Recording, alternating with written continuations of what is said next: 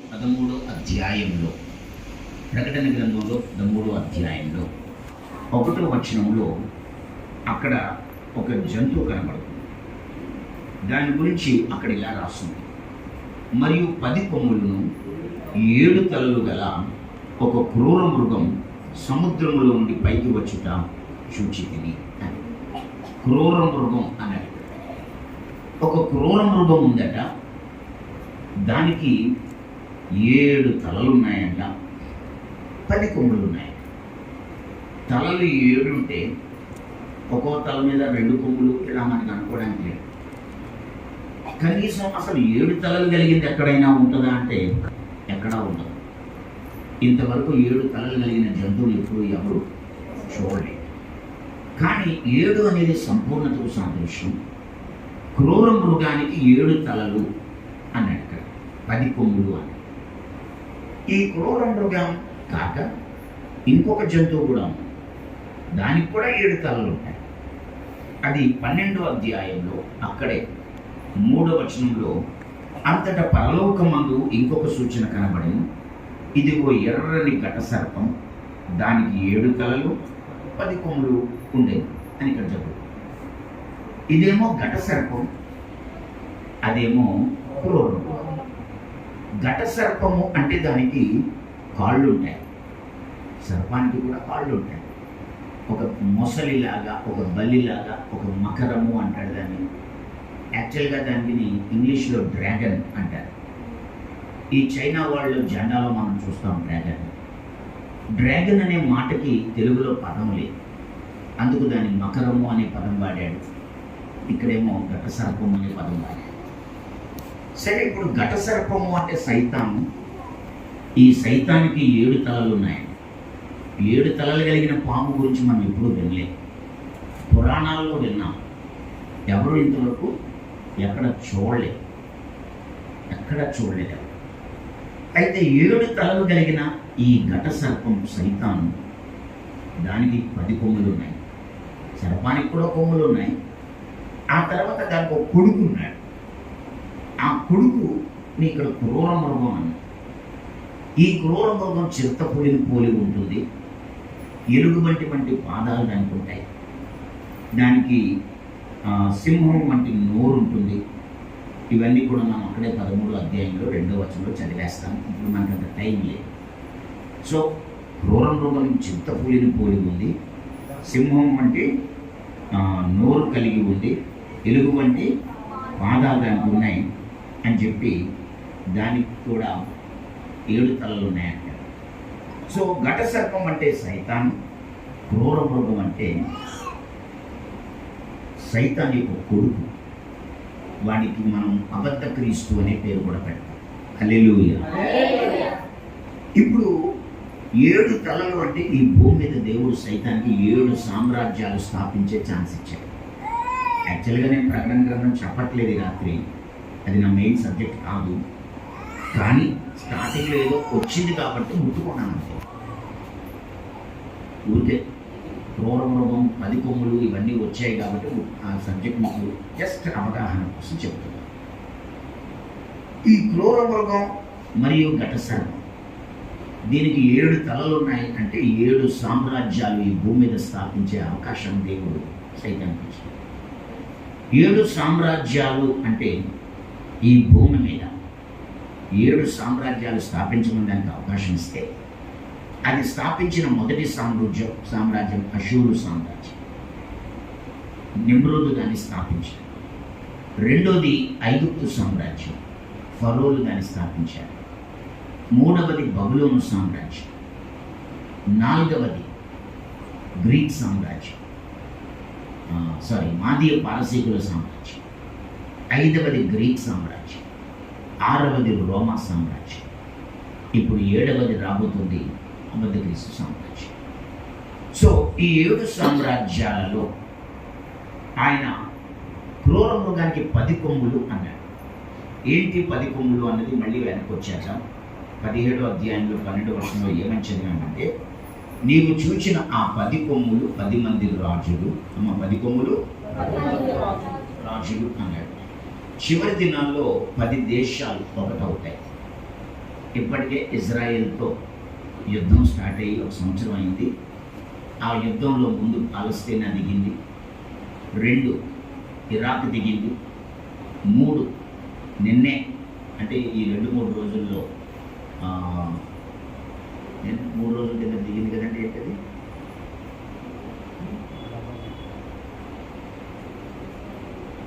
ఏదో నేను జస్ట్ ఒకసారి టైం లేక వార్తల్లో చూశాను. ఓకే, అప్డేట్లో మీరు చూసుకోవచ్చు దాన్ని. సో నిన్నే జస్ట్ 3వది ఒకటి యుద్ధానికి దిగి. హల్లెలూయా, హల్లెలూయా. అయితే ప్రియమైనటువంటి దేవుని బిడ్డలారా, ఏది ఏమైనా చివరి దినాల్లో ఒక 10 దేశాలు ఒకటైపోయి అబద్ధ క్రీస్తుకి రాజ్యాన్ని కట్టబెట్టాలి. ఇక్కడ మనం ఇలా చదివాం, నీవు చూచిన ఆ 10 కొమ్ములు 10 మంది రాజులు, వారు ఇది వరకు రాజ్యం పొందలేదు కానీ ఒక్క గడియ క్రూర మృగంతో కూడా రాజుల వలె అధికారం పొందుదురు అన్నారు. వీరు ఏకాభిప్రాయం గలవారై తమ బలమును అధికారమును ఆ మృగానికి అప్పగిస్తారు. ఇక్కడ మృగం అంటే అబద్ధ క్రీస్తు అని మీకు ముందే చెప్పాను.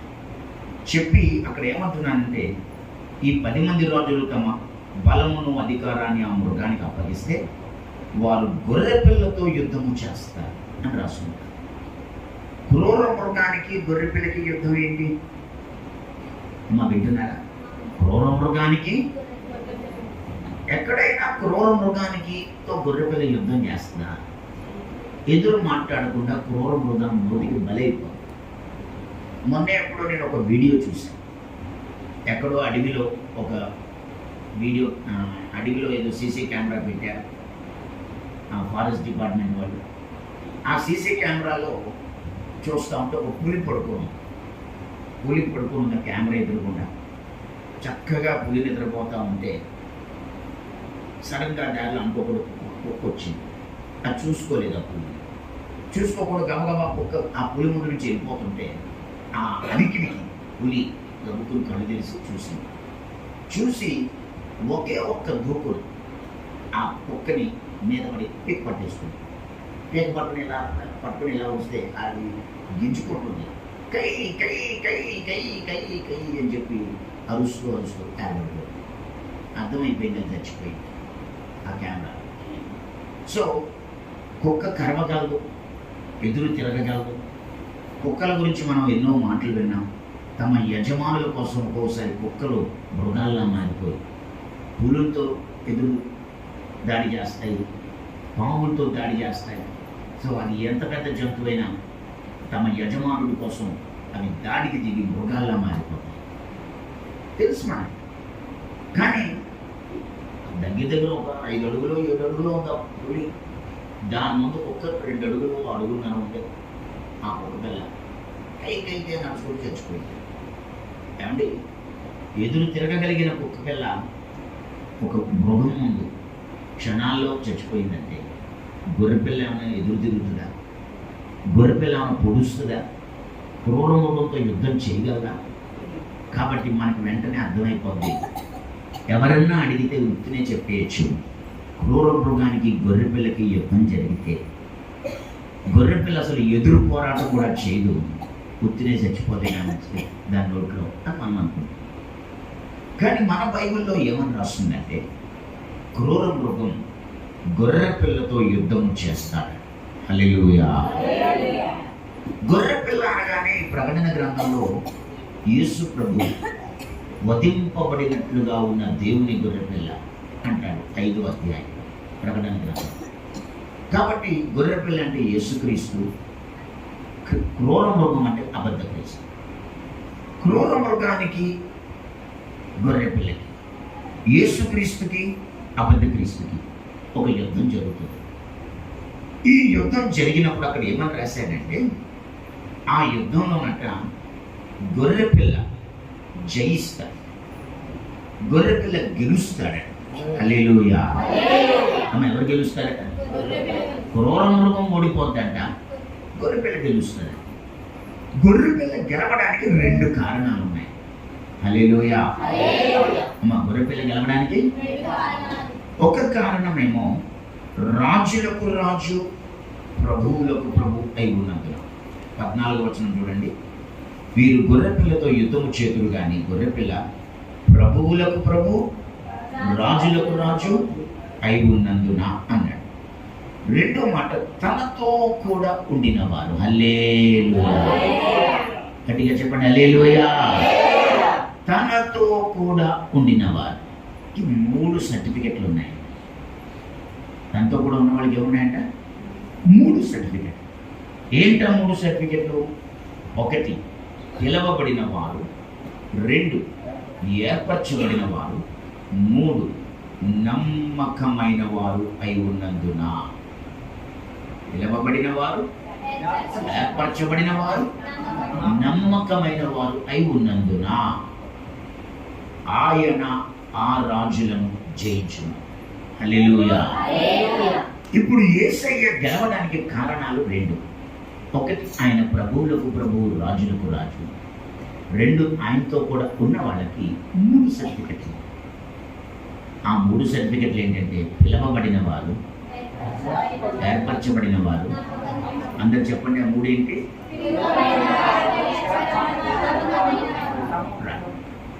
ఇప్పుడు జాగ్రత్తగా ఇక్కడి నుంచి మీరు వినే. ఒక ఆయన నా దగ్గరికి వచ్చి, మీరు ఎప్పుడో 10 ఏళ్ల వయసులో ఉన్నప్పటి నుంచి బైబిల్ చదువుతున్నాను అన్నారు కదా, దగ్గర 45 సంవత్సరాలుగా చదువుతున్నారు కదా, మరి బైబిల్ అంతా 3 ముక్కలు చెప్పండి నాకు అన్నాడు. అండ్ అవుతుందా? చెప్పండి. బైబిల్ అంతా కలిపి 3 ముక్కల్లో నాకు చెప్పండి. అసలు ఏంటి బైబిల్? మరి 45 సంవత్సరాల నుంచి మీకు ఏకంగా 10 ఏళ్ల వయసు నుంచి చదువుతున్నాను అన్నారుగా, లేక మీరు అంతలేదు ఎంత అన్నారుగా, 3 ముక్కల్లో నాకు చెప్పండి చాలండి. మనమైతే మన ప్రయత్నం అయితే వేస్ట్ అయిపోతుంది. పరిశుద్ధాత్మకి అసాధ్యమైంది కాబట్టి ఒక్కసారి అలా కళ్ళు మూసుకొని ప్రభు సహాయం చేయి, పరిశుద్ధాత్ముడు 3 ముక్కల్లో బైబిల్ చెప్పమంటున్నాడు, నాకు సహాయం చేయి అని చెప్పి ఆయన సహాయం అడిగిన తర్వాత వెంటనే నాకు స్ట్రైక్ అయింది. అని బట్టి 3 ముక్కలు ఇలా చెప్పేశాను. 1 బైబిల్ అంతా కలిపి చెప్పేస్తున్నప్పుడు నేను 3 ముక్కలు. మీరు చాలా ధన్యులు, ఎందుకంటే బైబిల్ అంతా కలిపి 2 ముక్కలు. అందరికీ ఈ సీక్రెట్ తెలియదు, చాలా ధన్యులు. మొదటి ముక్క ఏంటంటే ఆదికాండం 1వ అధ్యాయం, భూమి ఆకాశములు అందరి సమస్తమును ఆయన సృజించి. హల్లెలూయా. మొదటి ముక్క అయిపోయింది. ఆదికాండం 1వ అధ్యాయంలో ఏముందని చెప్పాను? భూమి ఆకాశములు అందులో సమస్తమును సృజించాడు. అయిపోయింది. 2వ అధ్యాయం ఆదాము అవ్వ అనే మానవులను సృజించగా మానవ యుగం స్టార్ట్ అయింది. 2వ అధ్యాయం కూడా అయిపోయింది. ఎంత సింపుల్గా ఉందండి. ఆదాము అవ్వ అనే మానవులను సృజించగా మానవ యుగం స్టార్ట్ అయింది. చెప్పండి, యుగం. 2వ ముక్క అయిపోయింది. ఈరోజు ఇంకొక ముక్కలో చెప్పేయాలి. ఈ 3వ ముక్క చెప్పే ముందు బైబిల్ 2 అధ్యాయం, మొదటి 2 అధ్యాయాలు చెప్పాను కదా మీకు. బైబిల్ చివరి 2 అధ్యాయాలు కూడా అవే ఉన్నాయి. బైబిల్ చివరి 2 అధ్యాయాల్లో ఏముందో చెప్పి అప్పుడు 3వ ముక్క చెప్పాను. బైబిల్ చివరి 2 అధ్యాయాల్లో ఏముందంటే ప్రకటన గ్రంథం 21వ అధ్యాయంలో చదువుతారు ఎవరన్నా? ప్రకటన 21:1. క్రొత్త ఆకాశమును క్రొత్త భూమిని చూచితిని.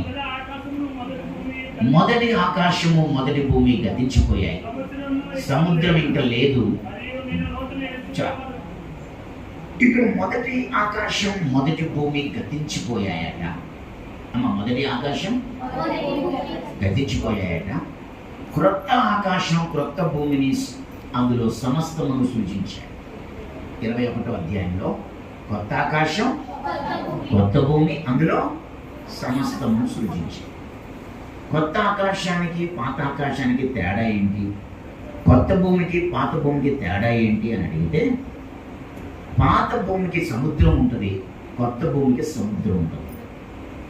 సముద్రం అనేది ఉంటే మెరైన్ స్పిరిట్స్కి నివాసం. సముద్రం అది దురాత్మలకు నివాస స్థలం. వాటిని మెరైన్ స్పిరిట్స్ అంటారు. ఈ పాత భూమి మీద సముద్రం 3 వంతులు ఉంది. ఒక వంతు భూమి ఉంది, 3 వంతులు సముద్రం. ఈ సముద్రంలో మెరైన్ స్పిరిట్స్ అనేవి ఈ భూమిని ఏలిబడి చేస్తాయి. అవి వాటి నివాస స్థలం. అందుకే పాతాళంలోకి పంపిస్తాడేమోనని సేన అనే దైవం ఒక వరం అడిగింది. ఏమనంటే మమ్మల్ని పందుల్లో పంపాలి. నిజానికి పందుల్లోకి వెళ్ళాలని కాదు, ఇంటికి వెళ్ళిపోతాం, మమ్మల్ని వదిలేయన అప్లికేషన్ పెట్టాయి. మా ఇల్లు సముద్రం, మేము మా ఇంటికి వెళ్ళిపోతాం. ఆ పందుల్లోకి పొమ్మన్నప్పుడు పందులు ఎలాగా చచ్చిపోయాయి, మరి అవి ఎక్కడ పోయాయి? ఇంటికి వెళ్ళిపోయాయి. బైబిల్ అంతా యుద్ధాలు సముద్రాల మీదే. ఎర్ర సముద్రం మీద, లేకపోతే ఆ సముద్రం, ఈ సముద్రం, యేసు ప్రభు సముద్రం మీద నడవడం, సముద్రం మీద తుఫాను రావడం, ఇలా ఆయన సముద్రము మీద ఉన్న మకరమును తెగ నరికాను. ఇలా సముద్రం అంటే లోకం, సముద్రం అంటే. కాబట్టి కొత్త భూమికి సముద్రం ఉండదు. అలాగే కొత్త ఆకాశానికి సూర్యుడు ఉండదు. కానీ కొత్త ఆకాశానికి సూర్యుడు బదులు మనమే, సంఘమే. నూతన యెరూషలేము అనే పేరుతో దగదగా మహామహిమతో మెరుస్తాం. హల్లెలూయా, హల్లెలూయా, హల్లెలూయా. ఇంతకీ ప్రకటన గ్రంథంలో 21వ అధ్యాయం ఏంటంటే క్రొత్త ఆకాశం, క్రొత్త భూమి, అందులో సమస్తమును సూచించారు. 21వ అధ్యాయం అయిపోయి 22వ అధ్యాయంలో కడపటి ఆదాము, కడపటి అవ్వ అనబడిన యేసుక్రీస్తు మరియు సంఘముతో క్రొత్త యుగాలు స్టార్ట్ అవుతాయి. హల్లెలూయా. పాత యుగం పాత మానవ యుగం గతించుకోవాలి. చూడండి 22వ అధ్యాయం 4వ వచనం చదవండి. ప్రకటన గ్రంథం 22వ అధ్యాయంలో 4వ వచనం.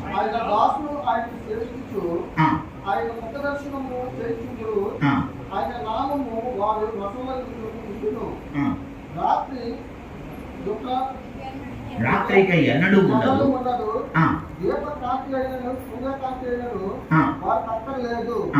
దేవుడైన ప్రభు వారి మీద ప్రకాశించును, వారి యుగములకు ఆశ్చర్యములు చేయుదురు, వారి యుగ యుగములు రాజ్యము చేయుడు. కొత్త యుగాలు స్టార్ట్ అయిపోయాయి. ఆదాము అవ్వతో స్టార్ట్ అయిన మానవ యుగం క్లోజ్ అయిపోయింది. కడపటి ఆదాము యేసుక్రీస్తు, కడపటి అవ్వ సంఘముతో కొత్త యుగాలు స్టార్ట్ అయ్యాయి. హల్లెలూయా. మొదటి ఆదాముకి అవ్వకి బాల్యం లేదు. మొదటి ఆదాముకి అవ్వకి ఏం లేదు. కడపటి ఆదాముకి, కడపటి అవ్వకి వృద్ధాప్యం లేదు. ఆమేన్. చెప్పండి, ఏం లేదు. అందుకే వాళ్ళని నిత్య వసంతులు అంటారు. అందుకే వాళ్ళ పేరు పెళ్లి కుమారుడు. హల్లెలూయా. చెప్పండి, హల్లెలూయా. మొదటి ఆదాముకి అవ్వకి ఏం లేదు, బాల్యం లేదు. కడపటి ఆదాముకి అవ్వకి ఏం లేదు. అందుకే వాళ్ళ పేరు పెళ్లి కుమారుడు. 19వ అధ్యాయంలో మాట్లాడుతూ అదిగో పెళ్లి కూతురు అని చూపిస్తాడు. హల్లెలూయా. గొర్రెపిల్ల వివాహ మహోత్సవం అయిపోయాక పెళ్లి కూతురు పాత అయిపోవాలి. ఎక్కడైనా అంతే కదండి. పెళ్లి అయిపోయాక పెళ్లి కూతురు ఏమైపోద్ది? ఒక 10 ఏళ్ళ తర్వాత కూడా పెళ్లి కూతురు అంటారా? చెప్పండి. గట్టిగా అంటే ఒక నెల అంటారు కొత్త పెళ్లి కూతురు అని. 3వ నెలలు కూడా కొత్త పెళ్లి కూతురు అంటారా? నాకు జాలే వెళ్ళిపోయి అంటించి అంటారు. హల్లెలూయా, హల్లెలూయా. కానీ బైబిల్లో మాత్రం ప్రకటన గ్రంథంలో యేసు ప్రభుని పెళ్లి కుమారుడు అని, సంఘాన్ని పెళ్లి కుమార్తె అని స్టార్టింగ్ నుంచి చెప్పుకుంటూ వచ్చి అలాగే ముగించారు. ఆమేన్.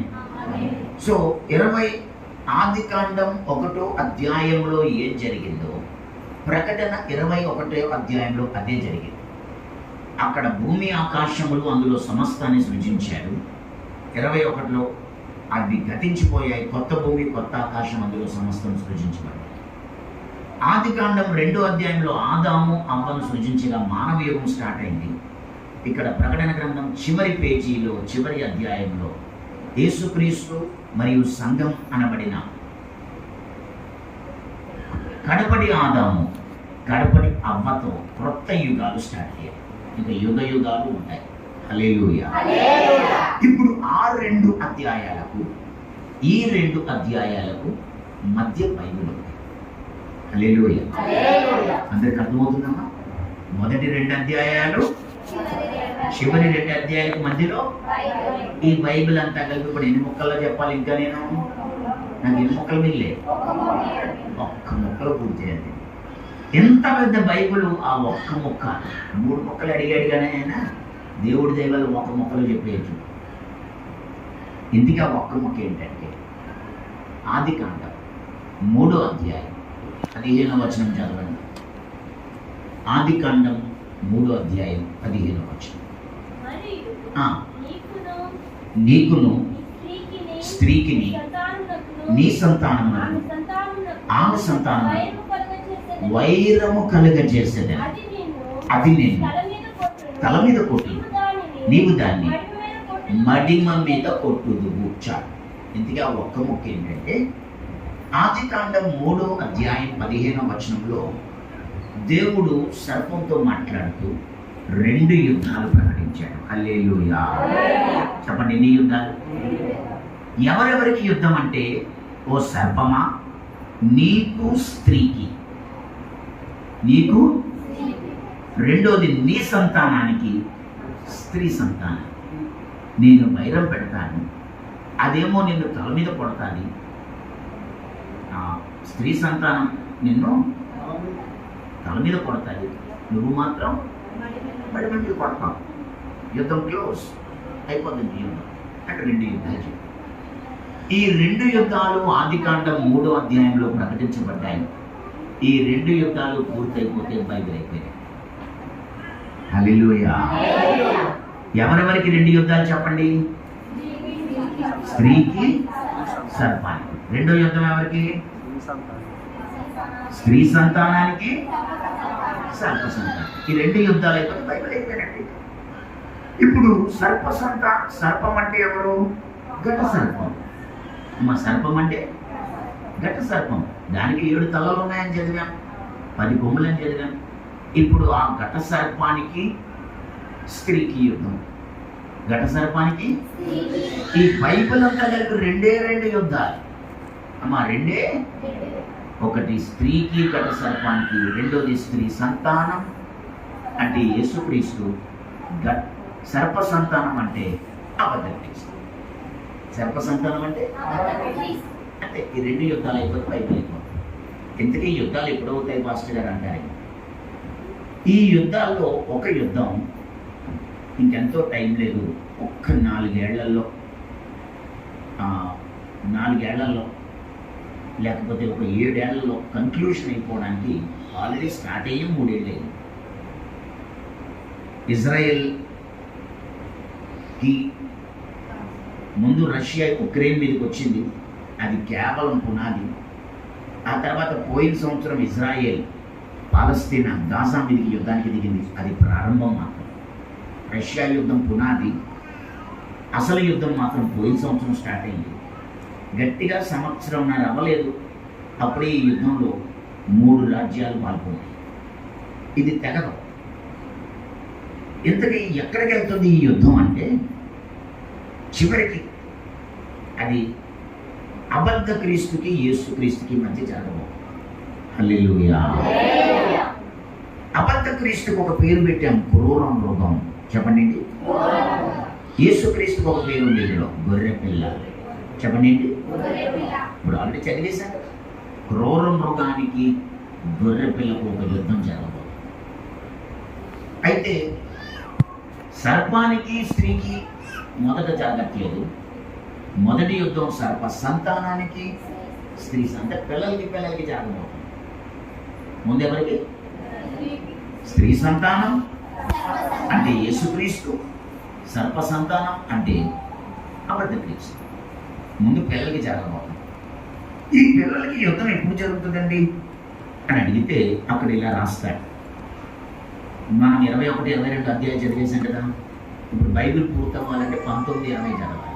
చూడండి, ప్రకటన గ్రంథం 19వ అధ్యాయం. ప్రకటన గ్రంథం 19వ అధ్యాయంలో 14వ వచనం చదవండి.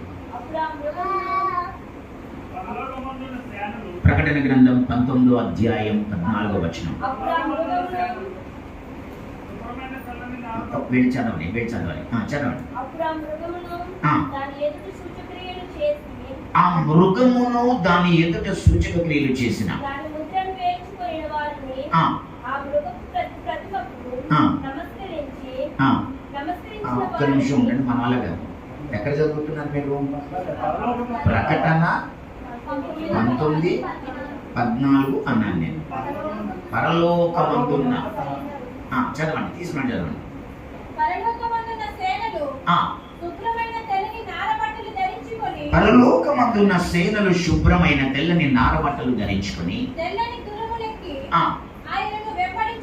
ఆయనను వెంబడించుచుండి జనములను కొట్టుటకై ఆయన నోటి నుండి వాడిగల ఖడ్గము బయలువెడలిచినది. ఆయన ఇనుప దండముతో వారిని ఏలును. ఆయన సర్వాధికారియకు దేవుని కృష్ణమైన ఉగ్రత అను మద్యపు తొట్టి ఇష్టమును రాజులకు రాజును రాజులకు రాజు ప్రభువులకు ప్రభువును ప్రభువులకు ప్రభు అను నామము ఆయన వస్త్రము మీదను తొడ మీదను రాయబడి ఉన్నది. ఇక్కడ ఒక్క నిమిషం ఆగుదాం. ఈయన ఎవరో అర్థమైపోయింది మనకి. తెల్లని గుర్రం మీద ఉన్నాడు, ఆయన వస్త్రము మీద తొడ మీద ఒక పేరు ఉంది, రాజులకు రాజు. ఆయన నోట నుండి వాడి గల ఖడ్గము బయలుదేరుతుంది. ఆయన జనములను కొట్టడానికి బయలుదేరాడు. ఇప్పుడు ఆయన తెల్ల గుర్రం మీద బయలుదేరినప్పుడు ఆయనతో పాటట 14వ వచనంలో ఏమని చదివంటే, పరలోకమందున్న సేనలు శుభ్రమైన తెల్లని నారబట్టలు ధరించుకొని ఆయనను వెంబడించుచుండిరి అన్నాడు. అంటే సంఘం. ఇప్పుడు సంఘం, ఎత్తబడిన సంఘం పెళ్ళైపోయిన తర్వాత ఆయనతో పాటు యుద్ధానికి బయలుదేరాలి.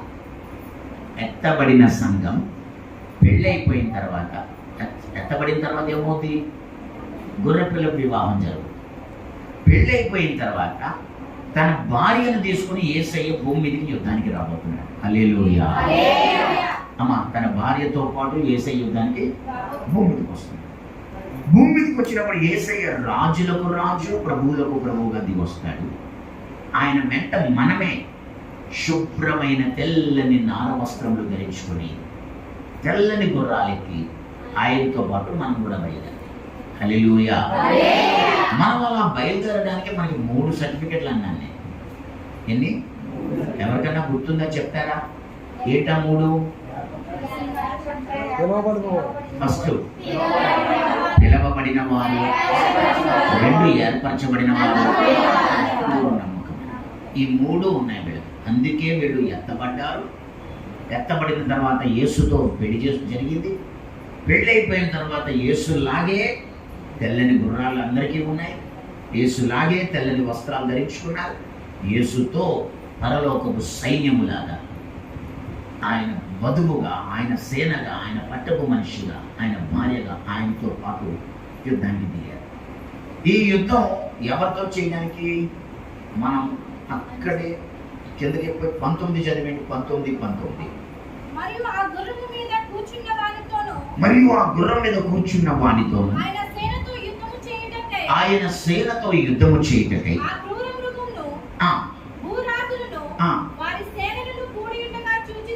ఇంతకీ యుద్ధం ఎవరెవరికటండి? భూరాజులేమో క్రూర మృగం వెనకాల ఉన్నారట. అమ్మా, భూరాజులు ఎక్కడ ఉన్నారు? క్రూర మృగం వెనకాల ఉన్నారట. ఇప్పుడు గొర్రెపిల్ల వెనకాలేమో పరలోక శ్రేణిగా సంఘం ఉంది. క్రూర మృగం వెనకాలేమో భూరాజులు ఉన్నారు. వాళ్ళకి వీళ్ళకి యుద్ధం. మళ్ళీ చూడండి. మరియు ఆ గుర్రం మీద కూర్చున్న వానితోనూ ఆయన సేనతోనూ యుద్ధము చేయడానికి ఆ క్రూర మృగమును భూరాజులు వారి సేనలు కూడి ఉండగా చూచితిని.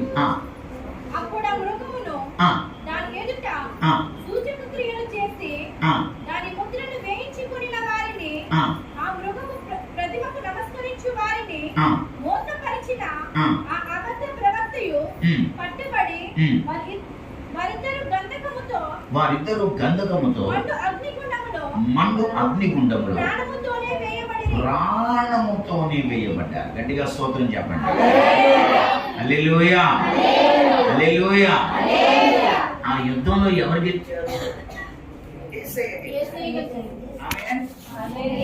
యుద్ధంలో ఎవరు గెలిచారు? ఇప్పుడు యేసయ్య మరియు భూరాజు.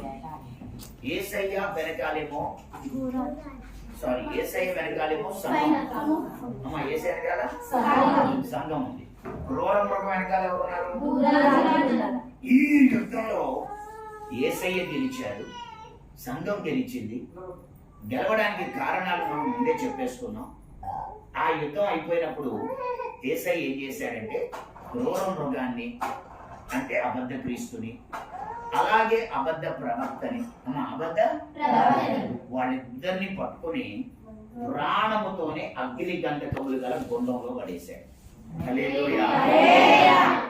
తర్వాత అక్కడ ఆయనే మిగిలిన వాళ్ళందరితో కూడా యుద్ధం చేసి వాళ్ళని వధించినట్టు మనం చూస్తాం. ఇలా ఒక యుద్ధం 19వ అధ్యాయంలో పూర్తయింది. హల్లెలూయా. 19వ అధ్యాయంలో పూర్తయింది ఒక యుద్ధమే. 19వ అధ్యాయంలో ఒక యుద్ధం అయిపోతే 20వ అధ్యాయంలో రెండో యుద్ధం జరుగుతుంది. ఈ 20వ అధ్యాయంలో రెండో యుద్ధం జరగకముందు ఏమైందంటే దేవుడు ఈ క్రూర మృగంతో పాటు ఈ అబద్ధ క్రీస్తుతో పాటు ఆ యుద్ధంలో ఇంకొక వ్యక్తిని కూడా బంధించాడు. ఎవరిని? 20వ అధ్యాయం 1వ వచనం చదవండి.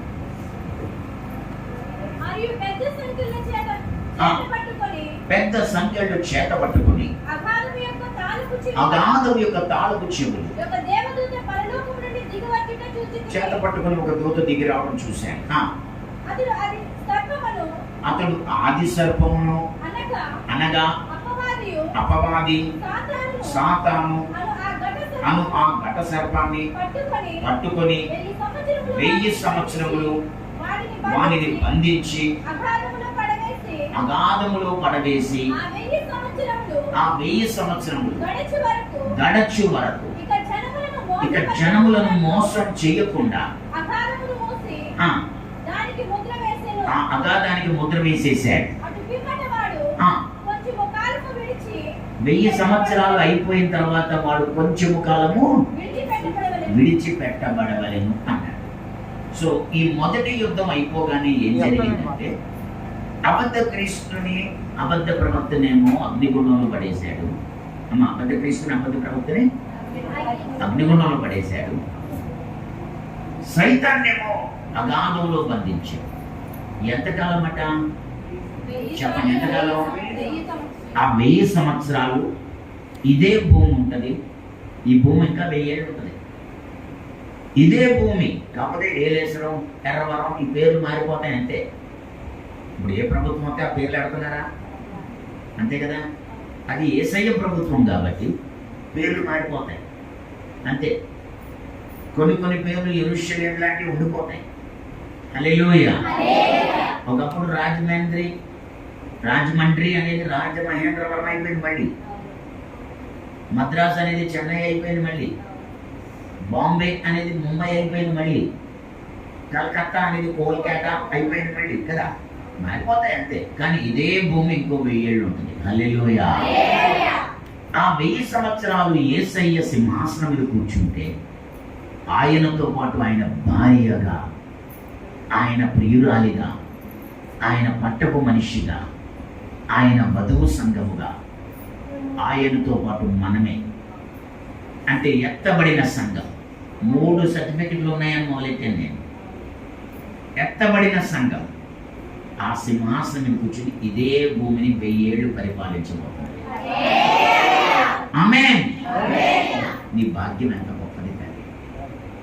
ఇదే భూమిని నువ్వు 1000 ఏళ్ళు పరిపాలిస్తావు. ఆ తర్వాత 1000 ఏళ్ళు అయిపోయిన తర్వాత మళ్ళీ కొత్త భూమి, కొత్త ఆకాశం వస్తే అప్పుడు యుగాలు పరిపాలిస్తావు. ఈ భాగ్యం చాలా గొప్పదమ్మా. ఈ రోజు నువ్వు తుచ్చమైన వాటికి, క్షణికమైన వాటికి, పనికి మాలిన వాటికి, నిర్జీవ క్రియలకు, వ్యర్థమైన వాటికి లొంగిపోతున్నావు. లొంగిపోయి నీ పిలుపు, నీ ఏర్పాటు, నీ నమ్మకత్వం అనే విషయాలు పక్కన పెట్టేసి ఏదో దేవుడు నాకు రక్షణ ఇచ్చాడు గుడిలోకి వెళ్తున్నాను, ఏదో దేవుడు నా పాపాలు క్షమించాడు అని నమ్ముకున్నాను, ఏదో దేవుడు నా కష్టాలు తీసేశాడు కాబట్టి ఆయన్ని ఆరాధిస్తున్నాను అనుకున్నాను నువ్వు నేను. కానీ మన మీద దేవుడుకున్న సంకల్పం ఒక విశ్వ సంకల్పం, విశాలమైన సంకల్పం. నన్ను ఆయన ఎంత దూరం ప్రేమించాడు అంటే, మనం ఇదే భూమి మీద ఆయనతో పాటు సింహాసనం మీద కూర్చొని 1000 ఏళ్ళు పరిపాలిస్తాం. ఈ భూమి వెళ్ళిపోయిన తర్వాత కొత్త భూమి, కొత్త ఆకాశం వచ్చినప్పుడు యుగ యుగాలు పరిపాలిస్తాం. ఆమేన్. అక్కడే మనకి టైం సరిపోదు, ఇవన్నీ ఇలాగే సాగదీసుకుంటాయి. కానీ 4వ వచనంలో రాస్తాడు, అక్కడే అంతటా సింహాసనములను చూచితిని అంటాడు. అమ్మా, అంతటా సింహాసనాల మీద కూర్చుంటాం. ఈ భూమిని 1000 ఏళ్ళు పరిపాలిస్తాం. 1000 ఏళ్ళు పరిపాలన పూర్తయిపోయిన తర్వాత సైతాన్ని మళ్ళీ వదులుతాడండి. 5వ వచనం చదవండి, అక్కడే 6వ వచనం చదవండి. ప్రకటన 26, 20వ అధ్యాయంలో 6వ వచనం. ఆ 1000 సంవత్సరములు గడచు వరకు, ఆ 1000 సంవత్సరములు గడచు వరకు కడమ మృతులు బ్రతకలేదు. ఇది మొదటి పునరుత్థానము. ఈ మొదటి పునరుద్ధానంలో పాలుగలవారు ధన్యులు. ఇట్టి వారి మీద రెండవ మరణమునకు అధికారం లేదు. వీరు దేవునికిని క్రీస్తుకు యాజకులై క్రీస్తుతో కూడా 1000 సంవత్సరములు రాజ్యము చేయుదురు. రాజ్యం చేయుదురు అన్నాడా, రాజ్యంలో కుందురు అన్నాడా? వావ్, హల్లెలూయా. ఎంత భాగ్యం తల్లి మనది. రాజ్యము చేస్తాం 1000 సంవత్సరాలు. ఈ 1000 సంవత్సరాలు అయిపోయిన తర్వాత లాస్ట్ యుద్ధం జరుగుతుంది. ఎలా? ఎవరెవరికి? చదివి 7వ వచనం. 1000 సంవత్సరములు గడిచిన తరువాత సాతాను తానున్న చెరలో నుండి విడిపింపబడెను. భూమి నలుదిశలు యందు జనములను లెక్కకు సముద్రపు ఇసుక వలె ఉన్న గోగు మాగోగు అను వారిని మోసపరచి వారిని యుద్ధమునకు పోగు చేయుటకై వాడు బయలుదేరును. వారు భూమి అందంతటా వ్యాపించి పరిశుద్ధుల శిబిరమును, ప్రియమైన పట్టణమును ముట్టడి వేయగా. ఇంతకీ ఘట సర్పము గోగు మాగోగు అనే వాళ్ళని మోసం చేసి యుద్ధానికి బయలుదేరాడు. ఎవరితో యుద్ధమట? పరిశుద్ధుల శిబిరమును, ప్రియమైన పట్టణమును ముట్టడి చేశాడు. హల్లెలూయా. పరిశుద్ధులకు ఘట సర్పానికి జరగబోతున్న యుద్ధం. హల్లెలూయా. మన పరిశుద్ధులకు ఎప్పుడైతే 20వ అధ్యాయంలో ఈ యుద్ధం అయిపోయిందో, 20వ అధ్యాయం అయిపోయింది. అక్కడితో ఎవరెవరి పేరు జీవగ్రంథంలో ఉందని వెతికేశాడు. పేరు జీవగ్రంథంలో లేని వాళ్ళందరినీ తీసుకెళ్ళి అగ్నిలో పడేశాడు. ధవళ సింహాసనం కూర్చుని ఆ టైంలోని భూమి ఆకాశములైన సమకూర్చుండి పారిపోయాయి అని మనం ఉదయం చెప్పేసుకున్నాం. కాబట్టి ఇంక 21వ అధ్యాయం స్టార్ట్ అయిపోయింది, కొత్త భూమి. సో ఇంత చేసి ఇప్పుడు బైబిల్ అంతా కలిపి 2 యుద్ధాలు. చెప్పండి అమ్మా, ఎన్ని? 2 యుద్ధాలలో ఒక యుద్ధం ఇంకెంతో టైం లేదు, గట్టిగా ఉంటే 4 నుంచి 7 ఏళ్ళు టైం. అమ్మా, 4 నుంచి 7 సంవత్సరాలు అంటే 2028 వరకే సువార్త చేసే ఛాన్స్ ఉంది. 2028 తర్వాత సువార్త చేయలే. సంఘాలు ఉండవు, విశ్వాసులు ఉండవు. ఉంటారు విశ్వాసులు, కానీ పాస్టర్లు ఉండవు, పరిచర్యలు ఉండవు. ఈలోగా ఎవడు ఆత్మీయ జీవితాన్ని కట్టుకున్నాడో వాడే నిలబడతాడు. 2028 తర్వాత రాకడ అప్పుడే ఏం రాదు, కానీ పరిస్థితులు మారిపోతాయి. కరోనా వచ్చినప్పుడు తలుపులు ఎలా వేసేసారో అలా ప్రపంచం అంతా తలుపులు వేసేస్తారు. పాస్టర్లు ఉండరు, చర్చీలు ఉండవు, ప్రార్థనలు ఉండరు, భక్తి ఉండదు. నేను గట్టిగా మీతో చెప్తున్నాను ఏమనంటే, ఇది 2024 కదా, 25, 26, 27, 28 అంటే గట్టిగా 200 ఆదివారాలు ఉన్నాయి మనకంటే. సంవత్సరానికి 52 ఆదివారాలు తలుపులు వేసేయకుండా మందిరంలోకి వెళ్ళి ప్రార్థన చేసుకోవడానికి గట్టిగా ఉంటే 200 ఆదివారాలు ఉన్నాయి మనకి. 4 ఏళ్ళ టైం. సంవత్సరానికి 50 వారాలే, 50 ఆదివారాలే. నువ్వు ఆలోచించుకో. నువ్వు అనుకుంటున్నట్టు ఇలాగే కాలం గడుస్తుంది, ఇలాగే రోజులు గడుస్తాయి, ఇలాగే పరిస్థితులు ఉంటాయి. పుట్టేవాళ్ళు పుడుతుంటారు, పెరిగేవాళ్ళు పెరుగుతుంటారు, పెళ్లి చేసుకునే వాళ్ళు పెళ్లి చేసుకుంటుంటారు, పెద్ద వయసు అయ్యే వాళ్ళు పెద్ద వయసు అవుతుంటారు, ముసలోళ్ళు అయ్యే వాళ్ళు ముసలోళ్ళు అవుతుంటారు, పోయేవాళ్ళు పోతుంటారు, పుట్టేవాళ్ళు పోతుంటారు. ఇలాగ ఈ పాస్టర్ వెళ్ళిపోతే కొత్త పాస్టర్ అవుతాడు, ఈ సంఘం వెళ్ళిపోతే కొత్త సంఘం అవుతుంది, ఈ విశ్వాసం వెళ్ళిపోతే కొత్త విశ్వాసం రక్షించబడతాడు. ఇలాగే జీవితకాలం ఉంటుంది అనుకునేవు. నీకు నాకు టైం లేదు అమ్మ, నీకు నాకు యూఆర్ ఆన్ ద ఎడ్జ్, అంచు మీద నిలబడి. రాబోయే 28కి మళ్ళీ ఎలక్షన్కి మన Aadhaar card digital Aadhaar card అయిపోతుంది. ఏ ఆధార్ కార్డు? ఇప్పుడున్న ఆధార్ కార్డుకి ఏ చిప్పు లేదు వెనకాల. ఏటీఎం కార్డు వెనకాల, డ్రైవింగ్ లైసెన్స్ వెనకాల ఒక చిప్ ఎలాగైతే ఉంటుందో అలాగా ఆధార్ కార్డు డిజిటల్ అయిపోతుంది. అబద్ధ క్రీస్తు వచ్చేస్తున్నాడు. వాడికి ఆల్రెడీ 26 సంవత్సరాల వయసు అంట. ఇంకో 4 ఏళ్ళకి వాడికి 30 ఏళ్ళు వయసు వచ్చేస్తుంది. యేసయ్యకు 30 సంవత్సరాల వయసు రాగానే ఎలాగైతే సేవ మొదలుపెట్టాడో అలాగే వాడికి 30 రాగానే వాడు పని మొదలెట్టాడు. ఇవన్నీ బైబిల్ విశ్లేషకులు చెప్పిన సంగతి. దానికి బైబిలే ఆధారం. మీరు అనుకున్నంత టైం లేదు. ఇప్పుడు జరగబోయే యుద్ధం పేరు అర్మగిద్దోను యుద్ధం. చెప్పండి. 1000 సంవత్సరాల తర్వాత జరగబోయే యుద్ధం పేరు గోగు మామూలుగుల యుద్ధం. హల్లెలూయా. ఇప్పుడు జరగబోయే యుద్ధం క్రూర మృగానికి యేసుక్రీస్తు. ఈ క్రూర మృగం వెనకాల భూరాజులు ఉంటారు, యేసుక్రీస్తు వెనకాల సంబంధం. రేపు జరగబోయే యుద్ధం పేరు గోగు మాగోగుల యుద్ధం. అంది సైతానికి పరిశుద్ధులు. చెప్పండి, ఎవరికి? పరిశుద్ధుల శిబిరాన్ని వాడు ముట్టడి వేస్తాడు. పరిశుద్ధులతో వాడు యుద్ధానికి.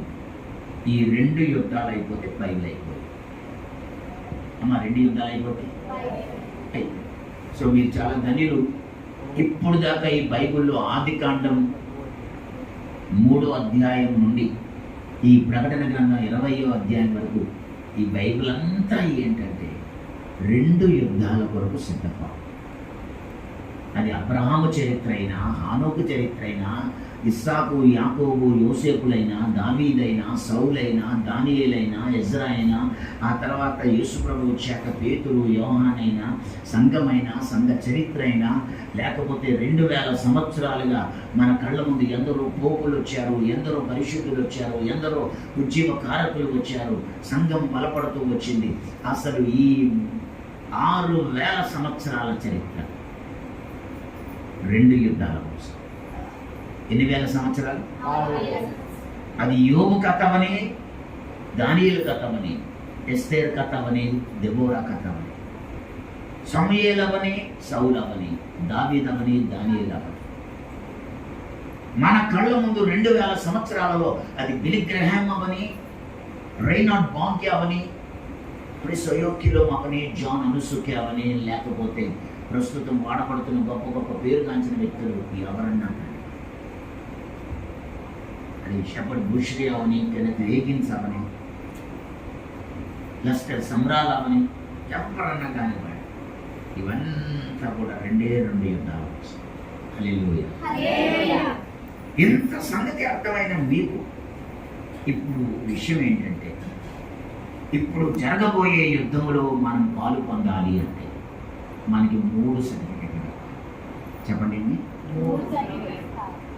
1 పిలుపు, 2 ఏర్పాటు, 3 అంటే ఇంకెక్కువ. ఇంకా ఈ 3 గురించి అసలు ఎలా రాస్తున్నాడంటే, పేతురు రాసిన 2వ పత్రిక 1వ అధ్యాయం 10వ వచనం ఒకసారి చదవండి. పేతురు రాసిన 2వ పత్రిక 1వ అధ్యాయం 10వ వచనం. చదవండి. అందువల్ల సహోదరులారా, మీ పిలుపును ఏర్పాటును నిశ్చయము చేసుకున్నట్టు మరీ జాగ్రత్త పడండి. మీరిచ్చే క్రియలు చేయువారైతే ఎప్పుడు తొట్టిల్లరు.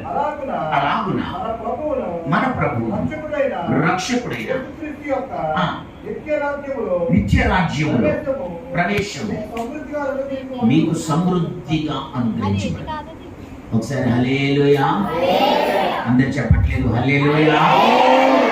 మీకు అర్థమైందో లేదో, పేతురు తన 2వ పత్రికలో ఏమని రాస్తున్నాడంటే, సహోదరులారా, మీ పిలుపు, మీ ఏర్పాటు ఏంటో నిశ్చయం చేసుకోవడానికి మరీ జాగ్రత్త పడండి. You should know your calling and your elect, the reason your chosen. నీ పిలుపు నీకు అర్థం అవ్వాలి, నీ పట్ల దేవుని ఏర్పాటు నీకు అర్థం అవ్వాలి. 3వది నీ నమ్మకత్వం ఉంచుకోవాలి. అక్కడ ఏమని రాశాడంటే, మీ పిలుపును మీ ఏర్పాటును నిశ్చయం అగుటకు జాగ్రత్త పడండి. ఎవరికి అది నిశ్చయం అవుతుందో వాడు నమ్మకస్తుడుగా నమ్మకమైన క్రియలు చేయడం వలన వాడు ఎప్పుడూ తోడయ్యాడు. హల్లెలూయా. ఎవరికి వాడి పిలుపు ఏర్పాటు అర్థమవుతుందో వాడు నమ్మకస్తుడుగా ఉండడం వల్ల ఎప్పుడు తొట్టలేదు. మనం పడిపోతున్నాం, లెగుస్తున్నాం, కప్పగంతులు వేస్తున్నాం, గంటకోలా మారిపోతున్నాం, రోజుకోలా బతుకుతున్నాం. అసలు ఎందుకు ఇలాగా నీకు అర్థం కావట్లే. ఎందుకు పడతావో, ఎందుకు లెగుస్తావో, అసలు సంఘం ఏంటో, సేవ ఏంటో, నువ్వు పిలిపేంటో, నీ పట్ల దేవుడుకున్న ఏర్పాటు ఏంటో నీకు తెలియట్లేదు. ఏమోనండి, గుడి ఎట్టారు, గుళ్ళోకి వచ్చాం, మారు మనసు పొందాం, బాప్తిజం ఇచ్చాడు, తీసుకున్నాం, అంతా ఇక తర్వాత ఇష్టం వచ్చినట్టు జరుగుతుంది. ఇదేనా సేవ? ఇదేనా సంఘం? ఇందుకేనా నువ్వు పిలవబడింది? అంతా నీకు నచ్చినట్టేనా? అంతా నీ ఇష్టమేనా? ఒక వాయువు వరస పద్ధతి ఏమీ లేదా? అసలు నీ పిలుపు నీకు తెలుసా? నీ పిలుపు నీకు తెలుసా? నీ పిలుపు, నీ ఏర్పాటు, నమ్మకత్వపు క్రియలు నీకు ఉంటే తొట్టెలో అసలు పడిపోవడం ఏంటి, లేవడం ఏంటి, గంటకులా మారిపోవడం ఏంటి? ఎందుకు ఇలాంటి తొట్టెలతో? చరిత్రలో సాధించిన వాళ్ళందరూ మనకి సాదృశ్యాలుగా మిగిలిపోయారు. ఓడిపోయిన వాళ్ళందరూ దృష్టాంతములుగా మిగిలిపోయారు. హల్లెలూయా. గెలిచిన వాళ్ళందరూ సాదృశ్యాలుగా మిగిలిపోయారు. ఓడిపోయిన వాళ్ళందరూ దృష్టాంతములుగా మిగిలిపోయారు. సొదొమ గొమొర్రా ఒక దృష్టాంతం. అరణ్య యాత్రలో ప్రజలు మాంసం కావాలని ఏడ్చి చనిపోయారు, పాము కాటుకు గురయ్యారు, వ్యభిచారం చేశారు. ఇలా చరిత్రలో సౌలు ఓడిపోయాడు, దావీదు గెలిచాడు. ఇజ్రాయేలులో ఓడిపోయారు, 12 మంది వెళ్తే 10 మంది జారిపోయారు, ఇద్దరే గెలిచారు, యెహోషువ, కాలేబు. ఇలా చరిత్రలో ఇంతవరకు గెలిచిన వాళ్ళందరూ కూడా ఈ 6000 సంవత్సరాలలో మనకు సాదృశ్యాలుగా నిలబడ్డారు, మాదిరిగా. ఓడిపోయిన వాళ్ళందరూ దృష్టాంతములుగా నిలబడ్డారు. నువ్వు బైబిల్ ఏం చదువుతున్నావు? బైబిల్ నీకు ఏం అర్థమవుతుంది? ఏలియా ఉన్నాడు, ఎలీషా ఉన్నాడు, గెహాజీ ఉన్నాడు. ఒకడేమో గెలిచాడు, ఒకడేమో ఓడిపోయాడు, ఒకడేమో అన్యాయపు సిరి సంపాదించుకోవాలనుకున్నాడు, లేకపోతే అబద్ధం చేయాలనుకున్నాడు, మోసం చేయాలనుకున్నాడు, ఓడిపోయాడు. శరీరాశ, నేత్రాశ, జీవకుటుంబం, వీటిలో చరిత్రలో చివరి దినాల్లో మిగిలిపోయిన మన కోసం వీళ్ళు సాదృశ్యాలుగా, దృష్టాంతాలుగా మిగిలారు. నువ్వేం చదువుతున్నావు? నీకు బైబిల్ ఎంత అర్థమైంది? నువ్వు అసలు ఊళ్ళోకి ఎందుకు వస్తున్నావు? ప్రార్థనకి ఎందుకు వస్తున్నావు? నీ పట్ల దేవుడికి ఏ ప్లాన్ లేదంటావా? దేవుడు నిన్ను ఏర్పరచుకోలేదంటావా? అసలు నీ పిలుపు నీకు తెలుసా? నీ ఏర్పాటు నీకు తెలుసా? అక్కడ చాలా క్లియర్గా రాశాడు. ఫస్ట్ పాయింట్ ఏమనంటే, మీ పిలుపును, మీ ఏర్పాటును మీకు నిశ్చయము చేసుకోవడానికి జాగ్రత్త పడండి. 2వ మాట అన్నాడు, ఎవరికి ఇచ్చి క్రియలు అవి తెలుసుకుని నమ్మకస్తులుగా ఉంటారు వారు ఎప్పుడు తొట్టిల్లరు, జారిపోవడం అనేది ఉండదు. 3వది, వారు నిత్య రాజ్యంలోకి తప్పక ప్రవేశిస్తారు. హల్లెలూయా. నిత్య రాజ్యంలోకి 3 సార్లు మాట్లాడాడు. నీ పిలుపు నీ ఏర్పాటు నిశ్చయం చేసుకోవడానికి జాగ్రత్త పడు. ఎవరికి అర్థమైన నమ్మకస్తులుగా నమ్మకమైన క్రియలు కలిగి ఉంటారో వాళ్ళు ఎప్పుడు పిల్లలు. 3వ మాట ఏంటంటే వాళ్ళు దేవుని నిత్య రాజ్యంలో ఖచ్చితంగా ప్రవేశిస్తారు. ఇప్పుడు నువ్వు ఊగిసలాట తొణికిసలాట ఉండకుండా నిత్య రాజ్యంలో తప్పకుండా ప్రవేశించాలంటే, తొట్టిల్లు పోకుండా నువ్వు గెలవాలి, సాధించాలి అంటే బైబిల్ చెప్తుంది నీ పిలుపు నీకు అర్థమవ్వాలి, నీ ఏర్పాటు నీకు అర్థమవ్వాలి, నీ నమ్మకత్వం నువ్వు రుజువు చేసుకో. ఆమేన్. ఈ 2వ పత్రికలో ఈ మాట అన్నాడు. కానీ మొదటి అసలు ఎక్కడి నుంచి పిలిచాడు, ఎందుకు పిలిచాడు, ఏంటి అనేది మొదటి పత్రికలో రాసేసాడు. పేతురు తన మొదటి పత్రికలో అసలు దేవుడు మనల్ని ఎందుకు పిలిచాడు, ఎక్కడి నుండి పిలిచాడు. మొదటి పత్రికలో అంటాడు 2:9, అయితే మీరు చీకటిలో నుండి ఆశ్చర్యకరమైన తన వెలుగులోనికి మిమ్మల్ని పిలిచిన వాని గుణాతిశయములను ప్రచురము చేయు నిమిత్తం ఏర్పరచబడిన వంశం, రాజులైన యాజక సమూహం, పరిశుద్ధ జనం, దేవుడు సొత్తైన ప్రజలు అయి ఉన్నారు. ఆమేన్. ఎక్కడి నుండి పిలిచాడంటే 7 విషయాలు. చీకటిలోంచి వెలుగులోకి పిలిచాడు, పాపంలోంచి నీతిలోనికి పిలిచాడు, శాపంలోంచి ఆశీర్వాదంలోకి పిలిచాడు, లోకములోంచి వెలుపలకు పిలిచాడు, సాతాను కబంధ హస్తాలలోంచి దేవుని కుటుంబంలోకి పిలిచాడు. ఇలా ఎక్కడి నుండి పిలిచాడు అనేది పాయింట్ కలుగు. నీ ఎందుకు పిలవమా, అసలు నీ పిలిపేంటి, నీ ఏర్పాటు ఏంటి, నీ పట్ల దేవుడుకున్న సంకల్పం ఏంటి నువ్వు అర్థం చేసుకో. గుడ్డెత్తు చేలో పట్టట్టు భక్తి చేయకు. ఏదో రోజులు గడుస్తున్నాయి కదా అనుకుంటున్నావేమో. లేదు తల్లి, దేవుడు నిన్ను ఎక్కడి నుండి పిలిచాడు అనేది ఒక ఎత్తు అయితే, ఎందుకు పిలిచాడు, ఎక్కడికి పిలిచాడు ఒక ఎత్తు, ఎందుకు పిలిచాడు. జగత్పునాది వేయబడక ముందే నిన్ను ఏర్పరచుకున్నాడు. ఆమేన్. అన్న జగత్తు ఎఫ్ఎస్సి పత్రిక 1:4 చదవక్కర్లేదు, అక్కడ రాస్తాడు. ఎఫ్ఎస్సి 1:4 ఈ భూమికి పునాదులు లేనప్పుడు దేవుడు నేను తన ఎదుట నిలబెట్టుకోవాలి ఏర్పరచుకున్నాడు. నువ్వు చిన్నపిల్లవై ఉండొచ్చు, నీకు చదువు లేకపోయి ఉండొచ్చు, నీకేం అర్థం కావట్లేదేమో, వదిలే. కానీ ఇది మాత్రం తెలుసుకో, నువ్వు యుగ యుగాలు జీవించాలంటే నీ పిలుపు నీకు అర్థం అవ్వాలి. 2వది నీ పట్ల దేవుని సంకల్పం, ఏర్పాటు ఏంటో నీకు అర్థం అవ్వాలి. 3వది ఆ 2 అర్థం చేసుకున్న నువ్వు నమ్మకత్వాన్ని రుజువు చేసుకోవాలి. చెప్పండి దీన్ని అమ్మా, దీన్ని నువ్వు అలా చేస్తేనే తప్ప నువ్వు నిత్య రాజ్యంలో ఉండాలి. కాబట్టి ఇప్పుడు నువ్వు ఒక ఏర్పరచబడిన వంశాన్ని. ఈ లోకంలో చాలా వంశాలు ఉన్నాయి, కానీ అందులోంచి నేను బయటికి ఏరాడమ్మా, ఏరాడు. నువ్వు ఏర్పరచబడిన వంశాన్ని, నువ్వు ఒక రాజువి, నీది రాజరిక కుటుంబం. నువ్వు పలికితే జరిగిపోదు, నువ్వేదంటే అదే ఫైనల్, నీ మాటే శాసనం. నువ్వు తుఫాను ఆగంటే ఆగుద్ది, సముద్రం ఆగు అంటే ఆగుద్ది, సూర్యుడు నిలబడు అంటే నిలబడిపోతాడు, చంద్రుడు కదలొద్దంటే కదలకుండా ఉంటాడు, అంజూరపు చెట్టు ఎండిపో అంటే ఎండిపోతాడు, సేన బయటికి రా అంటే వస్తాడు. నువ్వు బండతో మాట్లాడాలి, కొండతో మాట్లాడాలి, అంజూరపు చెట్టుతో మాట్లాడాలి, గాలితో మాట్లాడాలి, సముద్రంతో మాట్లాడాలి, తుఫానుతో మాట్లాడాలి, సేనతో మాట్లాడాలి, చనిపోయినటువంటి శవాలతో మాట్లాడాలి, ఎండిపోయిన ఎముకలతో మాట్లాడాలి. నువ్వు మామూలు మనిషి అనుకుంటున్నావా? ఎండిపోయిన ఎముకలతో నువ్వు మాట్లాడితే అవి మహాసైన్యమై లెగుస్తాయి.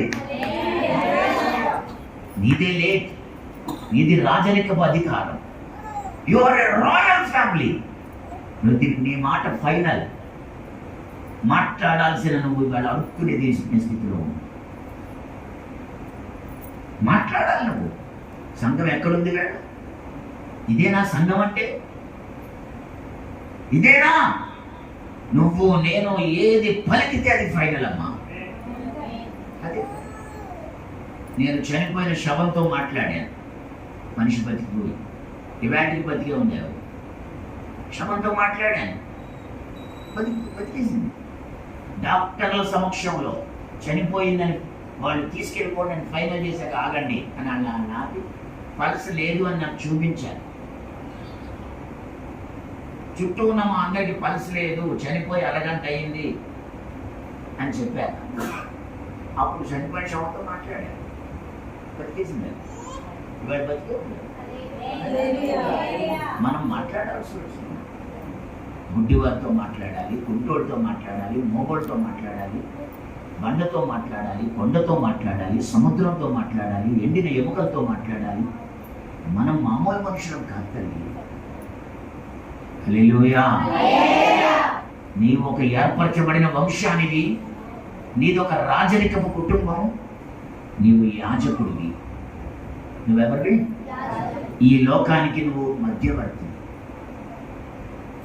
సంఘం అంటే అర్థం ఏంటో తెలుసా? పిలవబడినవారు, బయటకు పిలవబడినవారు. Called out.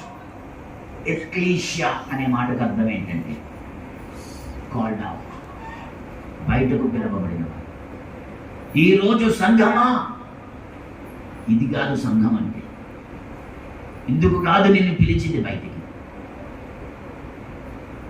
నువ్వెంత బలహీనంగా ఉన్నావు, ఎంత నీరసంగా ఉన్నావు, ఎంత ఓడిపోయిన స్థితిలో ఉన్నావు. నువ్వు ఎలా ఉంటే ఈ గ్రామానికి ఎవరు జవాబు చెప్తాడు? ఈ గ్రామానికి దేవుడికి ఎవడు మధ్యవర్తి? ఎవడు మధ్యవర్తి? నువ్వు కాదా? నువ్వు యాజకుడివి కాదా? రాజులైన యాజక సమూహం మనం కాదా? మనకి రెస్పాన్సిబిలిటీ లేదా? మన మధ్యవర్తిత్వం చెయ్యక? నీకు నొప్పులేంటి, నీకు బాధలేంటి, నీకు రోగాలేంటి, అసలు నీకు అప్పులేంటి, నీకు తిప్పలేంటి, నీకు సమస్యలేంటి? నువ్వెవరో నీకు తెలియలేదు కాబట్టి నీకు అప్పులు ఉన్నాయి, నీకు రోగాలు ఉన్నాయి, నీకు సమస్యలు ఉన్నాయి, నీకు బాధలు ఉన్నాయి, నీకు కష్టాలు ఉన్నాయి, నీకు టెన్షన్లు ఉన్నాయి. నీ పిలుపు నీకు అర్థం కాలేదు. హల్లెలూయా, హల్లెలూయా. మనము ఏర్పరచబడిన వంశం, రాజులం, యాజకులం, పరిశుద్ధ జనం. చెప్పండి, ఏ జనం? ఏ జనం? లోకంలో ఉన్నదంతా పాపిష్టి జనం. అది పాపం అని చెప్తే కూడా ఊరుకోడాడు. దొంగని దొంగ అంటే ఊరుకోడు, వ్యభిచారిని వ్యభిచారంటే ఊరుకోడు. వాళ్ళకి తప్పు కాదు. డ్యాన్స్ వేయడం, గంతులు వేయడం, సినిమాలు, నాటకాలు, ఆట పాట, తిండి తినడం, తాగడం, మత్తు, ఐక్యతకి, గట్టివాడికి తప్పు కదా. పాపిష్టి జనం. నీ గొడవేంటి? నువ్వు ఇంకా పాపిష్టి జనమేనా? పాపంలోనే బ్రతుకుతున్నావా?